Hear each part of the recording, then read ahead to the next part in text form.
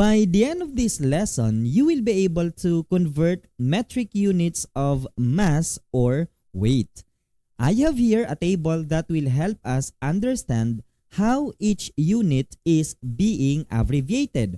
For kilogram, it is abbreviated as kg, while hectogram is hg, decagram is dag, and gram is g. Decigram is abbreviated as dg, while centigram is cg, and milligram is mg. And for their equivalents, 1 kilogram is equivalent to 1,000 grams, while 1 hectogram is equivalent to 100 grams, and 1 decagram is equivalent to 10 grams. 1 decigram is equivalent to 0.1 gram or 1 over 10 gram, while 1 centigram is equivalent to 0.01 gram or 1 over 100 gram, while 1 milligram is equivalent to 0.001 gram or 1 over 1,000 gram. At para magkaroon tayo ng idea gaano kabigat yung katumbas ng bawat unit sa totoong buhay. And naisip ko yung isang example na I think alam ng karamihan sa atin, alam ng mga Pilipino itong bagay na to. So here we have a paracetamol biogesic. Alam natin yan at kilala natin yan. Karamihan sa atin pagka merong sakit nire-recommend ni nanay, okay, inom ka muna ng biogesic. Okay, may nakalagay dito na 500 mg, which means bawat tableta ay may timbang na 500 milligram. Itong bawat tablet na to, yung bigat na yan, alam naman natin kung gaano lang kaliit yung isang tableta ng paracetamol biogesic o parang ito. This one, I hope nakikita nyo. O maliit lang yan, iniinom natin kapag meron tayong lagnat. Okay, so bawat isang tableta ay may timbang na 500 milligram. Ibig sabihin, kapag meron tayong dalawang tablet ng biogesic, dalawang tablets, so 500 milligram plus 500 milligram, makakabuo tayo ng timbang na 1,000 milligram.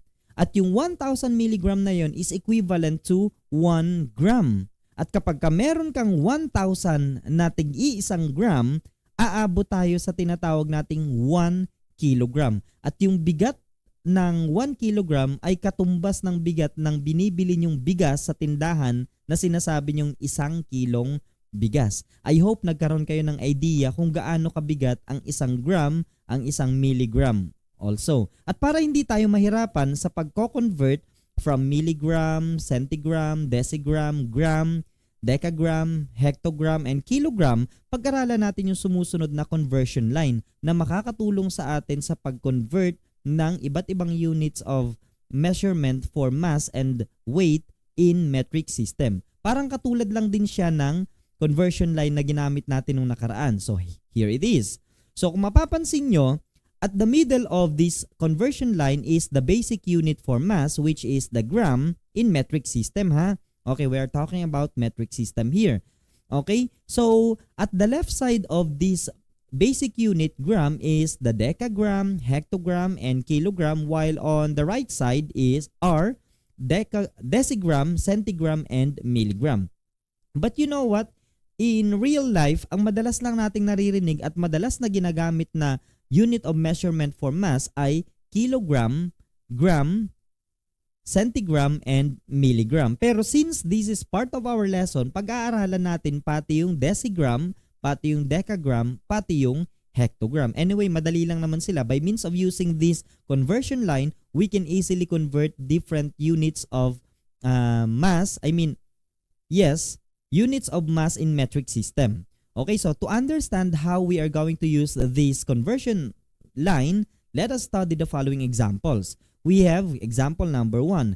Convert 10.5 kilograms to grams. So first thing to do is we are going to rewrite the given number and we are going to consider the units that we are going to convert. So kilogram to gram. Where is the kilogram located on the conversion line? Andito si kilogram. And then to be converted into grams, nasan si grams? Andito. So what we are going to do is to count how many units or what is the distance between kilogram and gram. So let's begin counting. We have 1, 2, and 3. So nandito na siya ngayon sa gram. Ibig sabihin, there are 3 units ang distance nitong kilogram at gram to the right. Yung takbo natin from kilogram to gram ay to the right, and so this decimal point will be transferred thrice to the right. So it becomes 1, 2, and 3. So yung decimal point na nandito sa gitna ni 0 at ni 5 ay mapupunta na dito sa portion na to kasi 3 beses tayong nag-move dito sa ating conversion line to the right. So we have 1, 2, 3 also, at may nakikita tayo dito mga bakante. So pupunan natin siya ng 0. So that is 0 and then 0. And so since nasa dulo na yung decimal point natin, it means our answer is already a whole number. And what will be our final answer for that? 10.5 kilogram is equivalent to, etong 10.5 magiging 10,500 gram na siya.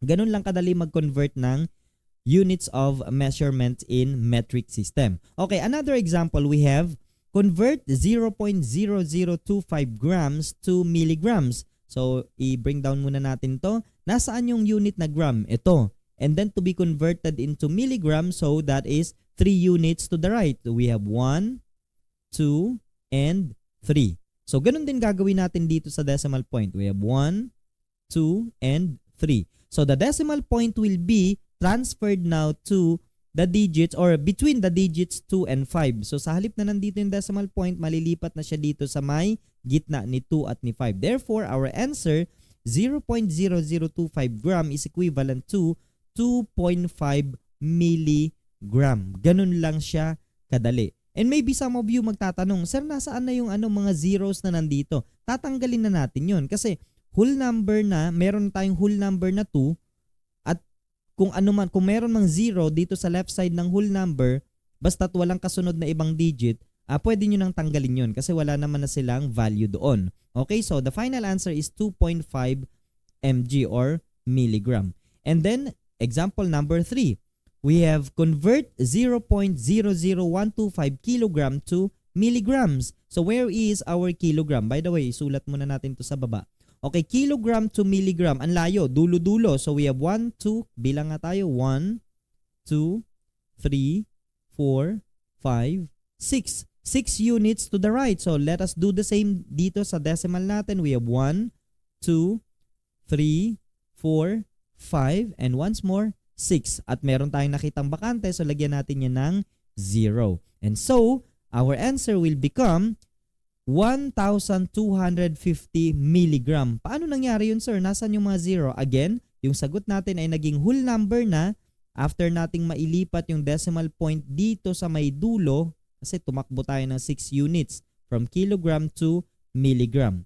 So, takbo rin tayo ng 6 units dito sa ating given, and then finally ang magiging sagot natin ay 1,250 milligram. Nawala na yung mga dalawang 0 dito kasi hindi naman na or wala naman ng value yung mga zeros doon sa left side ng whole numbers kasi yung sagot natin dito ay isa ng whole number.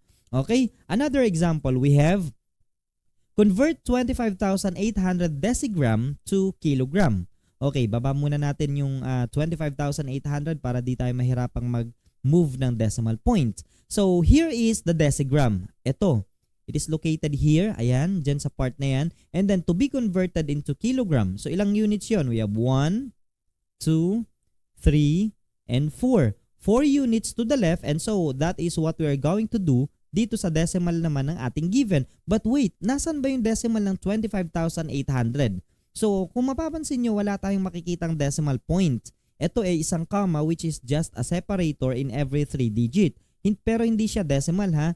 So, kapag wala kayong nakitang decimal, it means yung given natin ay isang whole number. And so, if that is a whole number, the decimal point is understood to be after the last digit of that whole number. And that is located here. Dito sa may portion na to. Ito. So, we are going to move that decimal point. Ilang units nga daw yon? We have 1, 2, 3, 4 to the left. So, move natin. We have 1, 2, 3, 4. So, the answer becomes 25,800 decigram is equivalent to 2.58 kilogram. yung decimal point natin ay nandyan na between 2 and 5. Tapos yung zeros na nasa right side ng decimal part ay mawawala na yon kasi hindi naman na siya, wala naman ng value. Hindi na mababago yung value kapag nilagay pa natin yung 00 dito. 2.58 is the same as 2.580, the same as 2.5800 and so on. Okay, that is for the zeros at the right side of decimal part of any numbers. Okay, example number 5. We have convert 854.2 centigrams to grams. Okay, bring down natin. Nasaan yung centigrams natin? Ito, and then to be converted into grams. So we have 1, 2, and where is the decimal point here? Ito na, 1 and 2. Therefore, the answer is 854.2 centigram is equivalent to 8.542 gram. Ganun lang kadali mag-convert. Just move the decimal point. It's either to the left or to the right, depende sa direction ng movement dito sa ating conversion line. Okay? So, another example. I think this is the last example. Convert 825 milligrams to hectograms. So, where is our milligram? Andito sa may pinakadulo, and then to be converted into hectograms. So, to the left, we have 1, 2, 3, 4, 5. So, 5 units to the left. Nasaan ba yung decimal point ng 825? Nandito sa may last or after the last digit 5. And so, we have 1, 2, 3, 4, and 5. At meron tayong bakante dito. Lalagyan natin yan ng 0 at isa pang 0.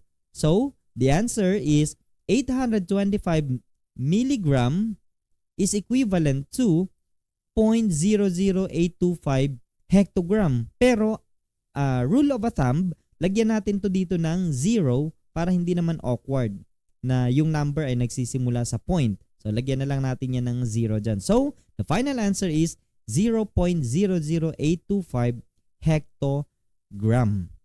Okay? So, I hope you learned something from this lesson and try your understanding by answering these questions. So, you are going to convert the following units of measurement. As indicated, we have 0.75 kilogram to be converted into gram, while 2.4 gram to be converted into milligram, and all of these, subukan yung sagutan. Okay? Pagka nasagutan nyo lahat and you got perfect or maybe nearly perfect, then I think you are ready to answer problem solving involving measurement or units of measurement in metric system. Okay, thank you so much for listening and have a nice day.